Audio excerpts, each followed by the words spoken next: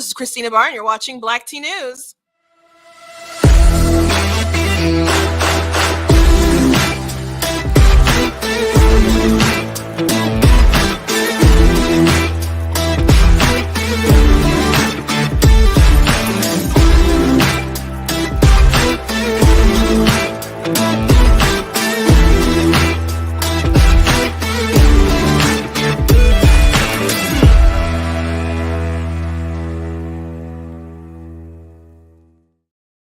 Hello. Welcome to Black Tea News. I'm your host, Christina Barr, and today I'm doing something a little different.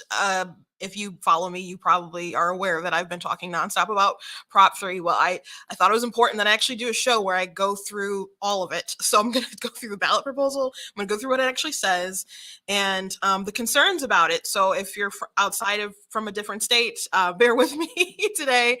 But tag people that you know are actually from Michigan and are voting on this, which, by the way, if you already made a decision, you can spoil your ballot, and you can go to your clerk, want to spoil your ballot and get a new one if you didn't know this information and you change your mind throughout the broadcast. So thank you for tuning in. I will be talking about Prop 3 like the whole entire broadcast. So if you're not very interested, I thank you for popping in, saying hi. But I do think this is something they're going to try in other states and stuff. So I do think it's important, especially if people want to come and travel to Michigan for it to be some kind of mecca where people can get their late term abortions and other stuff like that. So I think it's important and will affect the whole entire nation as a whole. But I will be talking about Prop 3, what it is, and what it will do. There's a lot of there's all these signs that say that it's too extreme, too confusing.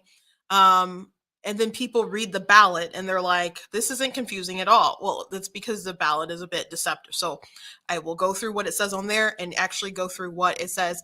I'm not streaming on Twitch today because I only could stream in so many different places. And one of the places that I'm streaming on is my actual Facebook page because hoping some people that I know will look at it and make some decisions and change their mind on this topic. So go ahead and share this with people that you know, because we're going to dive into a lot of information about it. So just to get it out the way, you guys can follow me on blacktnews.com. On my socials, all my socials are Black Tea News. Black like the color, tea like the drink. And if you like what I do, you can support me at blacktnews.com/donate. But I since I am still here in the studio, I do want to give a shout out to Brighter Michigan PAC. Been working with them. We're actually dropping a commercial regarding this issue next week. God bless them. God bless them so much for investing in this topic, which I know they're really investing in this topic, not just because it's important, but also because it's important to me. So I'm very, very grateful to Brighter Michigan PAC. So if you're not aware of them, get familiar with them, especially if you live in the state. God bless them tremendously. This is a really, really important thing that we're working toward. So first things first, what is Prop 3? So it's about reproductive freedom, and the proponents of it will tell you that it is about choice, a woman's right to choose. And there's all these commercials with doctors saying, I don't want my patient to hemorrhage out. That's why I want you to support this. Or I had an ectopic pregnancy. That's why I want you to support this, which, by the way, Planned Parenthood said on their site, which they did stealth edit it, that treating ectopic pregnancy isn't the same as an abortion. So people are using all those sort of tactics and emotional and fear tactics to make people want to go out and vote for this. Now, it's a constitutional amendment. So if there's anything that I explain that you don't like, then you should vote no, because not that it has to be permanent forever, because you can go in and try to change the Constitution, but it's actually quite hard to do. So if you don't like any of this stuff, just vote no. And if you've already voted for it, you can actually go and spoil your ballot and change your mind. It's not too late. We still got some time before the actual election. So it says it's about choice. It is far beyond abortion. And the abortion portion of it is very extreme. But the thing that is really concerning people is the lack of parental rights in it. So what does the actual ballot proposal say? When you see, well, before I get into that, I do want to give some good news, I guess, if you're against it. There was a poll that came out that said well, Whitmer is only at lead by 2, which is incredible because she was at like 16 like a few weeks ago. And Prop 3 is at 50%. So it's very much possible to stop this thing. And I'm glad, because my heart has been so grieved about it. So it is very possible. We just need to keep informing people about it. So the reason why we need to inform people is because what's actually on the ballot is very deceptive. So a proposal to amend the state constitution to establish a new individual right to reproductive freedom, including the right to make all decisions about pregnancy and abortion, allow state to regulate abortion in some cases, and forbid prosecution of individuals exercising established right. The proposed constitutional amendment would establish a new individual right to reproductive freedom, including the right to make and carry out all decisions about pregnancy, such as prenatal care, childbirth, postpartum care, contraception, sterilization, abortion, miscarriage, management, and infertility. Man, they really left some stuff out there right now. Allows state to regulate abortion after fetal viability, but not prohibit it medically needed to protect a patient's life or physical or mental health, forbid state discrimination and enforcement of this right, prohibit prosecution of an individual or person helping a pregnant individual for exercising rights established by this amendment, and invalidate state laws conflicting with this amendment. Should this be a proposal be adopted, yes or no? So that's what it says on your ballot. And if you read it and you don't know how to look between the lines, I don't know, that might not be too terribly alarming if you're someone who wants like compromises on abortion.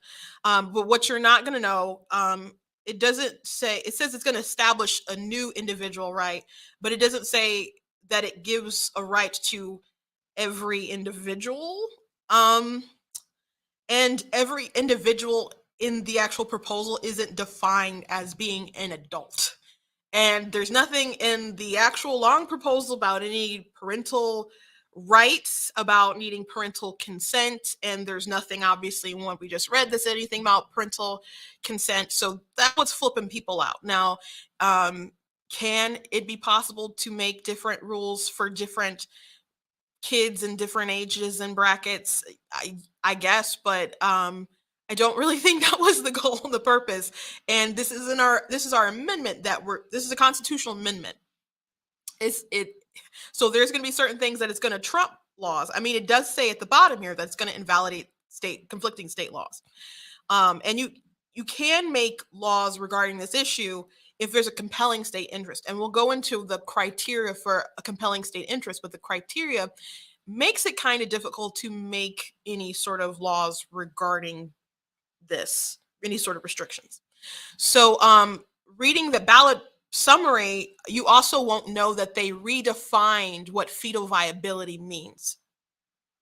So fetal viability, we'll read the definition, but this allows like, abortion. Really, it will allow you to abort fully formed babies who can feel pain, babies who formed all their major organs, babies, if you abort a baby girl who have millions of eggs within her, the next generation that would be your grandchildren, you can abort that baby for any reason. So I don't think that's a good thing. So there's that. So let's go ahead and read the actual proposal and go through some of the criticisms step by step. So every individual has a fundamental right to reproductive freedom, which entails the right to make and effectuate decisions about all matters relating to pregnancy, including but not limited to prenatal care, childbirth, postpartum care, contraception, sterilization, abortion care, miscarriage management, and infertility care. So there's something that they didn't put in there, I believe, that is a pretty big deal. Yeah, because it said establish new individual right, productive freedom, including the right to make and carry out all decisions about pregnancy, such as prenatal care, childbirth, postpartum care, contraception, sterilization, abortion, miscarriage management, and infertility. But it doesn't say in this ballot proposal, the summary, that it's not limited to those things that are listed. So the words not limited concern some people, because if it's all things related to pregnancy, okay, one, how do you get pregnant? It's not out of thin air. I mean, you can do it in vitro, but you got to knock some boots to get that. So is that regarding that? So some people also concerned with these, with it mentioning sterilization, that can also refer to not just things like a hysterectomy, but also puberty blockers, because the drugs that they give for that are are chemical castration drugs. Lupron is something that they give to prisoners, sexual predators in prison, to chemically castrate them. So you could say, well, it's only for stuff relating to pregnancy. The purpose of you being going through puberty is to prepare your body for when you're going to be able to reproduce for pregnancy. So I don't really think it's that far fetched to think about it applying to that stuff, possibly, because the people who are pushing for this constitutional amendment, one, you'll realize there's nothing in here. We're talking about pregnancy, right? It doesn't mention the word woman, and it never mentions the word female. So these are ideologues who don't want to offend a particular group because they believe that men can get pregnant, right? And the people who are pushing for this, one of the groups is Planned Parenthood. Of course, they make money having abortions, which in Michigan, there are 30,000 a year. More than 16,000 of those are Black. That's 55.6% of the numbers. Very disproportionate. Just want to throw that out there. And that's from the Michigan Department of Health and Human Services. Didn't make it up. Didn't get it from Google. It's right from the government. Those are the government numbers. You can look it up. That's from 2021. But they not only support abortion, obviously, that's their bread and their butter, but they are also in the gender business. They themselves give out hormones to people. Kat Caddison, she's a detransitioner. She called Planned Parenthood over the phone and got hormones prescribed to her after a 30-minute conversation. So they give out hormones, but they also specifically support these drugs, these puberty blockers, to minors. There was a video that I played on my show not too long ago that they put out that was geared toward minors about puberty blockers. If you go on their website, they will refer people. Now, I don't think you can go to Planned Parenthood and actually get them there, but they do refer patients to where they can get those things. So so if the more that people talk about these things and the more they get challenged, and let's say people like Republicans or somebody tried to make some kind of law that you can't have any sort of sex surgeries relating to your breast or your bottom surgery, or have any sort of puberty blockers. If this thing gets passed, do you really think that they're not going to try to use this to strengthen the case that they need it? I wouldn't buy that. So when people say that the proposal's extreme and confusing, I don't really think it's too confusing, but I think there's too many open questions that are very uncomfortable for people. And again, there's nothing in here about parental rights. There's nothing in there about needing any sort of consent, and an individual isn't defined as an adult. So those things concern people. So that's just one section. An individual's right to reproductive freedom shall not be denied, burdened, nor infringed upon unless justified by compelling state interests achieved by the least restrictive means. Notwithstanding the above, the state may regulate the provision of abortion care after fetal viability, provided that in no circumstance shall the state prohibit an abortion that, in the professional judgment of an attending health care professional, is medically indicated to protect the life or physical or mental health of the pregnant individual. So you're probably like, oh, that's good. You can make laws restricting, but the compelling state interest, they do define that. They take the time to define that. They didn't take the time to define an individual. They took the time to define the compelling state interest. And they also took the time to redefine fetal viability. So just FYI, most people in the country don't like abortion past 15 weeks. There was a Harvard poll that came out, and a lot of people say they agree with Roe v. Wade, but when you actually look into break down the numbers, when people are like week to week what they support, most Americans don't like abortion past 15 weeks. And that's actually in line with the Dobbs decision. This will be further than that, obviously, because it's fetal viability. But again, they redefine it, and we'll get to how they define it. Okay, so the state shall not discriminate in the protection or enforcement of this fundamental right. It just says you can't discriminate. It doesn't say anything about age or religion or anything like that. Just says you can't discriminate. So that's another thing that's concerning people about the age thing, because it's like, well, if you can't discriminate, how can you discriminate against someone based on their age?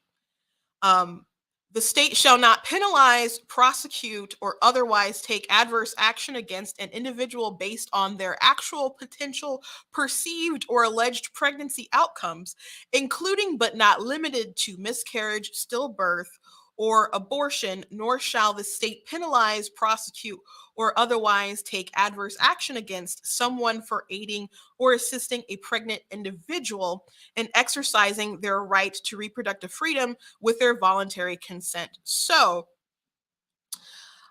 with that in mind, this really, really, really concerns people as to how you could investigate infanticide. So the state shall not penalize, prosecute, or otherwise take adverse action against an individual based on their actual. So you know what actually happened, potential or perceived or alleged pregnancy outcomes, including but not, there's a word not limited again, to miscarriage, stillbirth, or abortion. So people are concerned that it's going to make that really hard to investigate, including the nor shall the state penalize, prosecute, or otherwise take action against someone for aiding or assisting an individual. So they didn't take the time to put anything about parental rights, but they did take time to protect abortion traffickers. Okay, so here's a story that's pretty recent and fresh in people's minds. So in Nebraska, there was a mother who's 41. She helped her daughter, who was 17, have an abortion through abortion pills. And she was 24 weeks pregnant, which, by the way, that was really dangerous. You're really supposed to take those very early on. But she gave it to her at 24 weeks. So she ended up having an abortion. And they told the authorities that she had a miscarriage. And when the authorities got a tip and they went and they investigated, and when they found the baby's body, it was partially burned. So they obviously tried to have the abortion and burn the evidence. And then the mainstream media, how they covered the story was, oh, Facebook released their private messages for this to prosecute someone for abortion or something. They got a tip that something criminal happened and they got a warrant, which, by the way, be careful what you say on Facebook Messenger, because people can look it up eventually, especially if it's going to be used in a criminal case. And they were able to see that it was plotted, and that the illegal abortion was plotted, and the daughter and she said stuff like, I can't wait to get it out of me, I can't wait to fit in my jeans again. So not a medical reason that she had this late term abortion. So the daughter wasn't charged for the abortion, they charged the mother for it. So people still don't want to prosecute women for illegal abortions, they want to prosecute people help, I guess, but they did get in trouble for lying to the police and how they discarded the body, etc., like that. So in a case like this, if you are aware of what they did, you state still can't like penalize or prosecute or take any action. Or what if this wasn't a mother who gave her the abortion pills? What if it was a school counselor or a neighbor or somebody? You can't take any action against them. What if the daughter, again, this was dangerous, what if she didn't live? So what if a stranger gave your daughter abortion pills for a late term abortion or just something? You can't, the state shall not penalize, prosecute, or otherwise take adverse action against someone for aiding or assisting a pregnant individual. Again, they didn't say woman or female, and exercising their right to reproductive freedom with their voluntary consent. So you, as a parent, so what are you going to do? It says the state can't take any action. So that's a pretty concerning portion of this amendment. And if you can't take any action, like even based off of the actual outcome, what if you have an inclination that maybe the baby survived and they just didn't do anything and just let it die? So I understand, like, if the intention was that no one wants a woman to be investigated if they have like just a spontaneous abortion, which is a miscarriage, but this isn't a well-written amendment, guys. I don't care what you say, it's just not well written. Or perhaps it is well written and it's just the intention is is chaos.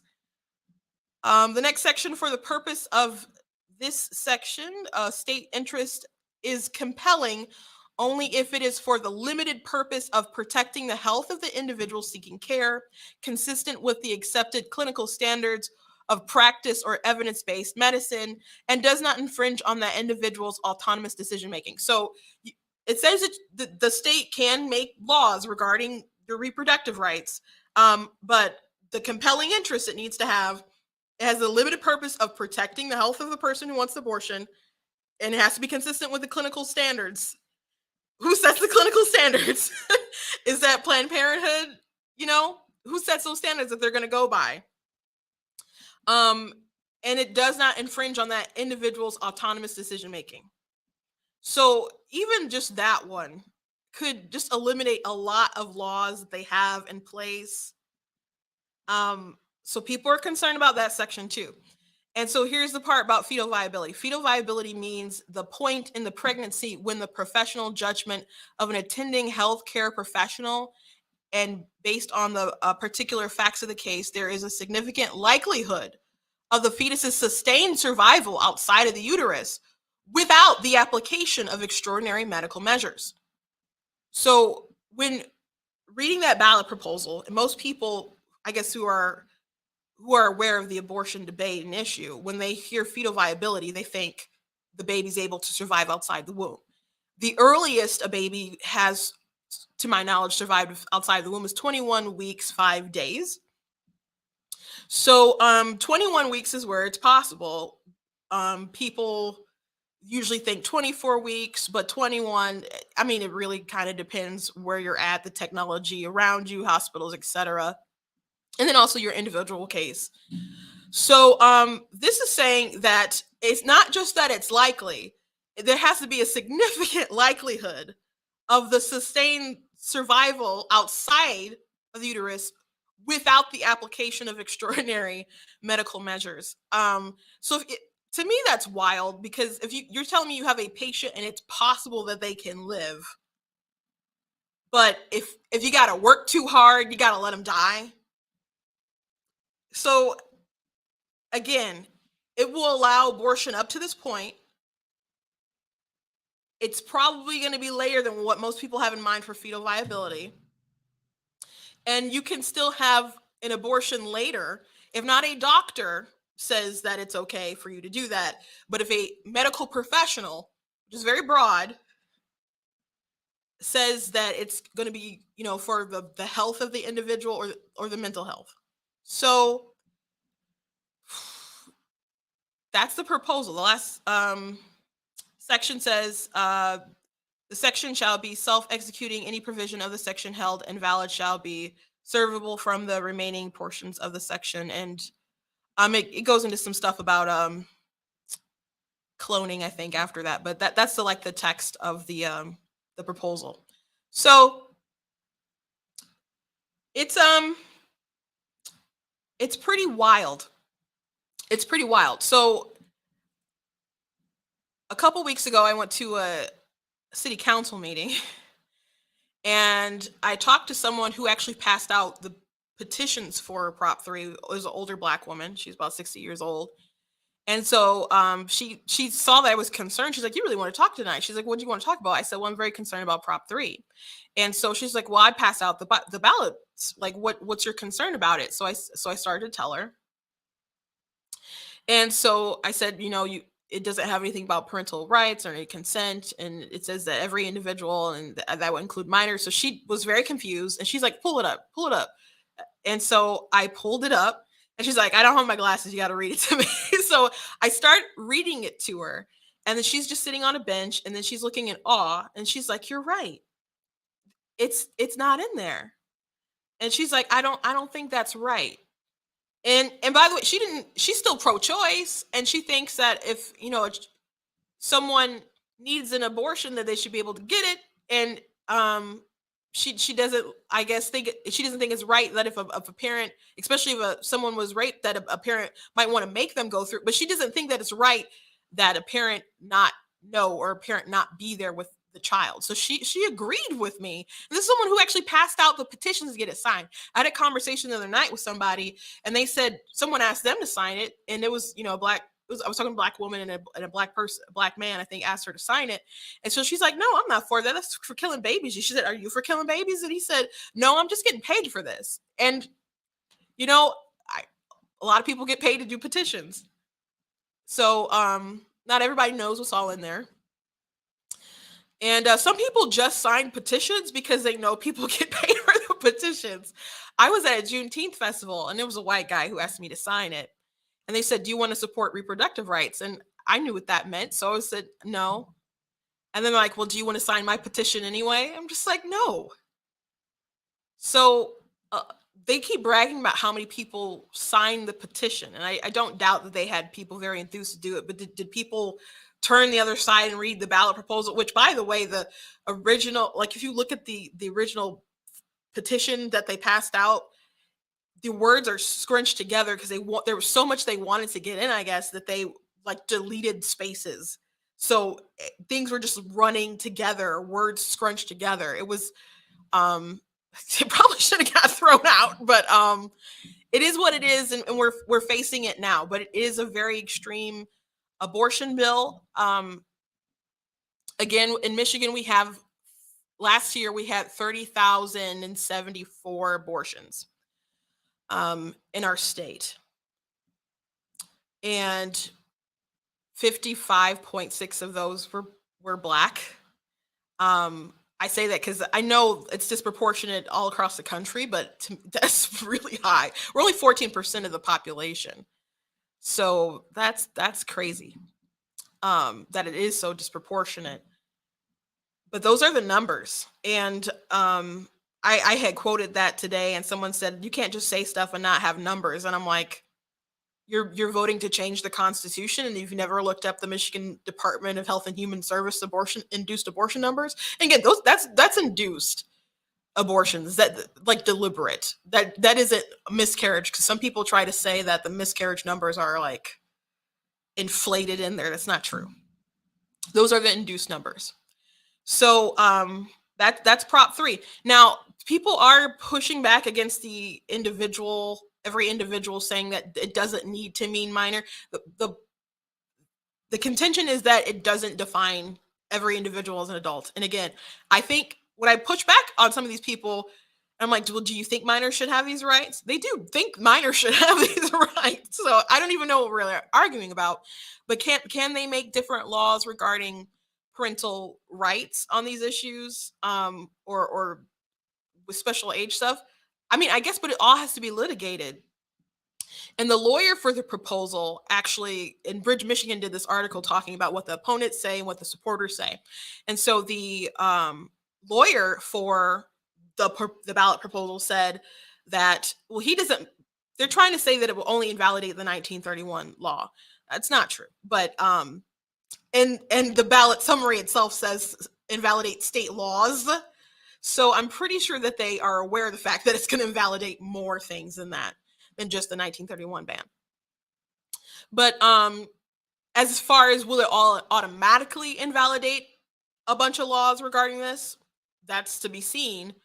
But he admitted that they'll be overturned if they're unenforceable, or the legislature or judges think that they're unconstitutional. Well, you are changing the Constitution right now, and the Constitution does supersede state laws.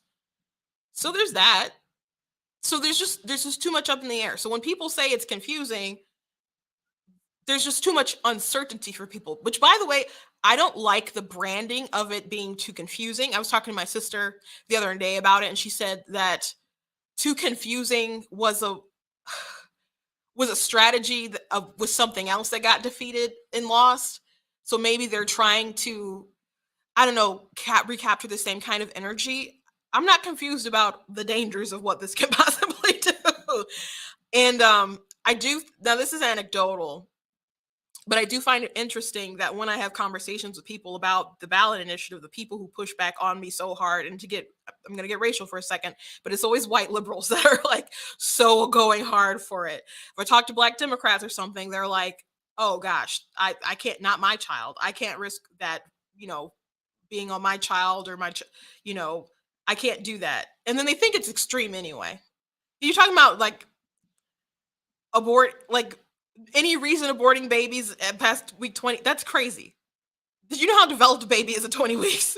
That's gruesome and grim. And people who think that women only get abortions at that point in time because of medical reasons, it's just not true. It's a myth. There's plenty of evidence to document otherwise. The Washington Post, I think it was, did an article about a study about women who have abortions late term, and they discovered that a lot of women have them late for the same reasons that they have them early. And in that study, I believe it was the same study that they still recommended that people be able to have late term abortions because they believe that women should be able to do that. So if that's what you believe, stand by that. Don't try to bring up the really rare medical conditions. If you believe a woman should just be able to kill a fully formed baby for no reason other than she doesn't want it anymore. So if that's what you believe, that's what you believe. But we are two different kinds of people. We're two different kinds of people. For sure. For sure.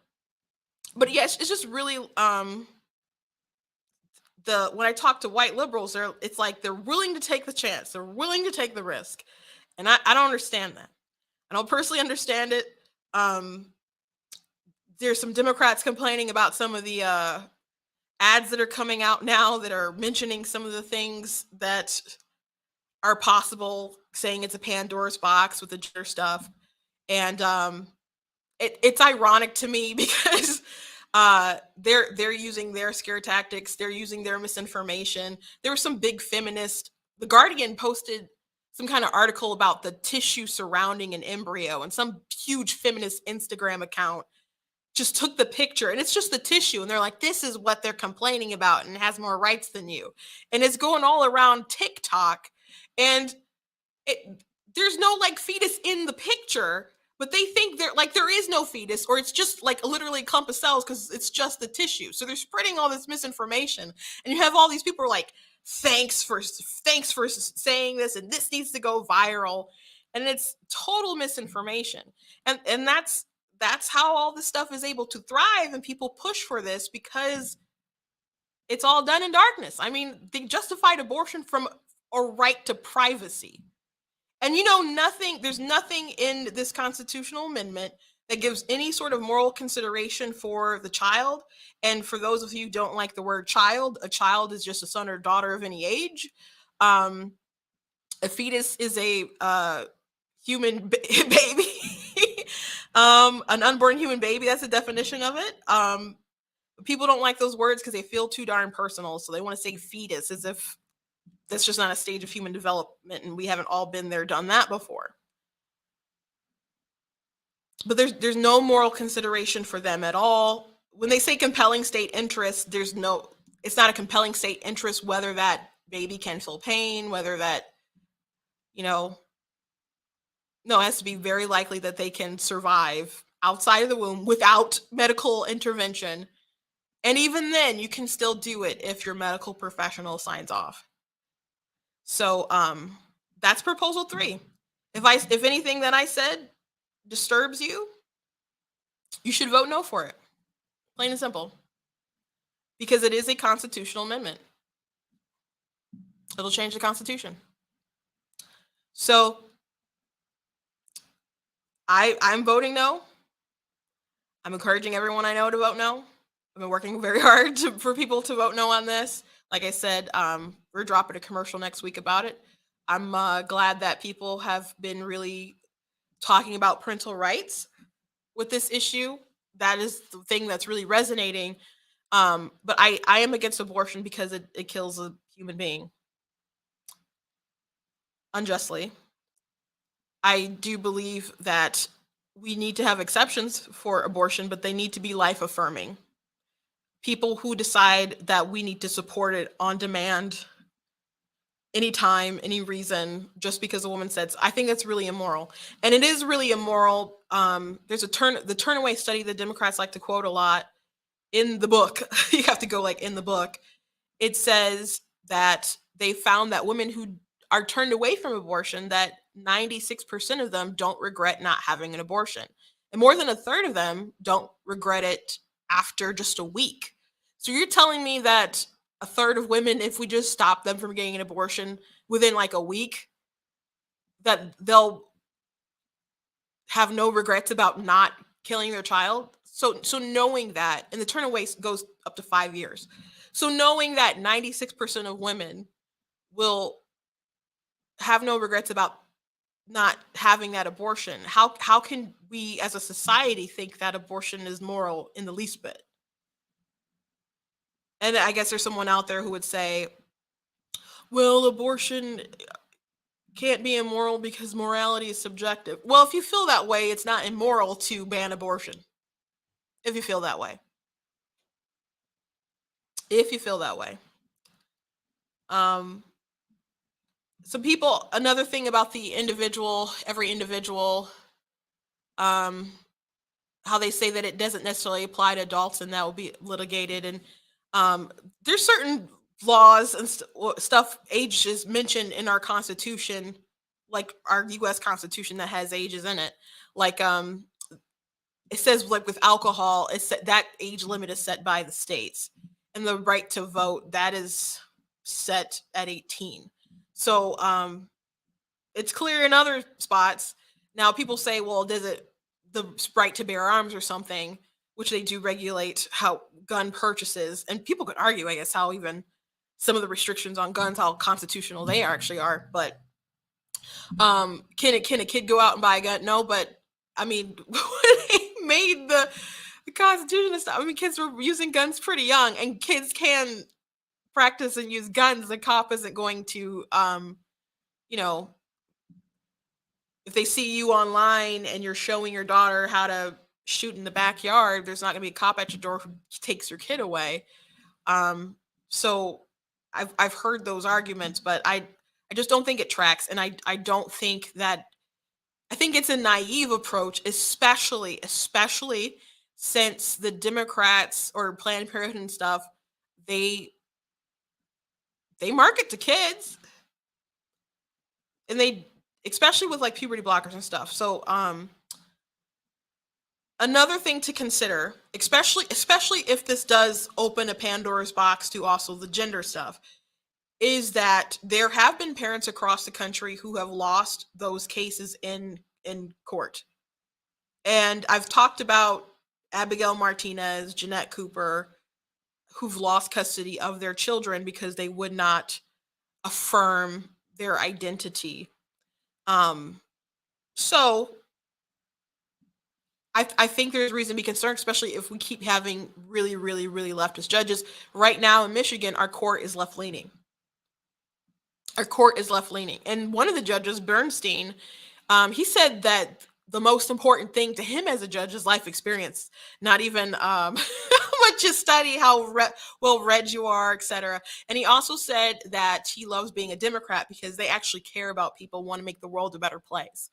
Now, he said that last year at a Democrat Party picnic. I went there. They didn't know that I was actually a Republican. And it was the most partisan thing I've ever heard a judge say. And I've been to places with, conservative judges. I've never heard anyone say, and I'm friendly with quite a few judges, and I've never heard anyone say anything that blatantly partisan before.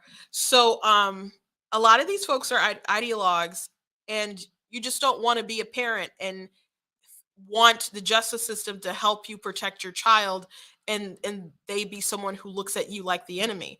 The Abigail Martinez story is very sad. You can watch the whole thing online, but here's just a little snippet of her talking about her I daughter. don't have my daughter anymore. On September 2019 at around 9:30, she decided to take her life away. She went to the railroad track. I was told that she just walked in front of the train, lay on her knees, raised her hand, and took her life away. So she her daughter gender folks got in her head. She believed that she was a boy, and you know, her family kind of went along with it a bit at first, and then people convinced her that your mom's not doing enough. You need to be emancipated or get out of her custody. And the courts did that. And so, even when she went to go visit her daughter, well, she's a religious woman. They would tell her like she's very fragile. Don't mention anything about religion, or we're gonna cut your visit short, or something like that. And so she was very restricted, and she could tell her daughter was sad, and nothing that her daughter believed would help her. There's even one point I think that the daughter said that she didn't know if actually transitioning would make her happy, but it obviously did not. And so she doesn't have her daughter anymore. But she lost custody. Jeanette Cooper is a liberal Democrat who is in Illinois. She lost custody of her daughter after her daughter went to go stay with her ex. Like, she had her daughter's custody like 6 days out of the week. She went to go visit her father, who married a psychotherapist who's pro transgenderism, and then the daughter wouldn't come back, and then she tried to sue like emergency custody, get her daughter back, and they wouldn't go along with it because they claimed that she was dangerous, and she is a leftist. She just doesn't believe that there's something wrong with her daughter's body, and doesn't accept her needing to change it like that. But they said it was abusive, and they she lost custody. So the Michigan Department of Education is really into gender identity stuff right now. They had a hearing, well, it was some kind of training where they were talking about assigned sex at birth and your real gender identity. And they had questions like, what happens if a child kills themselves and the parents didn't know? What kind of liability will there be on the school? And they showed videos of girls with chest binders and all sorts of other stuff. So we're in a really weird, dark place, and it could get really worse if we don't stop it in the tracks here. So again, it's Pandora's box. People will argue it's not going that route. I don't believe them when they say that. Again, the people who are pushing this amendment also push this stuff, and they're also in the gender business. And again, Planned Parenthood advertises, promotes this stuff to minors. So it's concerning. But even just the abortion part of it is really concerning and really gruesome. So I'm going to vote no. But that's all I actually have for you today. Just wanted to talk about it, but there is hope. Again, I'll show this poll in Michigan, and this is not like a this is done by Mirrors. That they had this poll done, this survey done, and right now they have Whitmer leading at 2. Now, she was like leading at 16 in some other polls like a few weeks ago. So this is remarkable that it tightened up this much. Good thing that it did. Which, by the way, Whitmer didn't do very well, in my opinion, at the debate. She doesn't have a great record to defend, but I just thought she'd do better. And Tudor Dixon did very well. Better than I thought she would. She did well, and she that was maybe the first time that a lot of people really got to see her, because there's like just nothing but negative ads about her, or there's some other positive ones about her now, but she had a good showing. So I don't know how much of a boost that is, but there's some she made up some ground, at least with this poll, but Prop 3 is at 50%. So there is definitely a chance to defeat this. Again, if you actually did vote for Prop 3, you can go to your clerk and you can spoil your ballot, and you can change your mind. And if you voted for the wrong person, you can go ahead and change your mind, which, by the way, the Democrats are supporting this bill. I mean, this amendment. I'm sorry, it's not a bill, it's a constitutional amendment. And I think that's pretty egregious. So I wouldn't vote for them just based on that. But you do you. You do, but please tell your friends and your neighbors about all this stuff, because a lot of people don't know. And again, if people just look at that on their ballot, there's a lot of stuff that they're not going to know, like how what a compelling state interest is, how they redefine fetal viability, or even that it gets given to every individual, and every individual is not defined as being an adult, and there's nothing in there about parental consent and all the other stuff. There's just a lot that's not in there that and again, people will read that and they're going to be like, well, that's not confusing. You're not looking at the whole thing. I had some friends that were posting the ballot, and they're like, "This isn't confusing at all." I'm just like, "Bro, that's not the amendment. That's just the it's just a summary." So read the whole thing. I mean, we read it together, but if you don't trust me, go read the whole thing and keep what I said in mind. God bless, and I'll see you on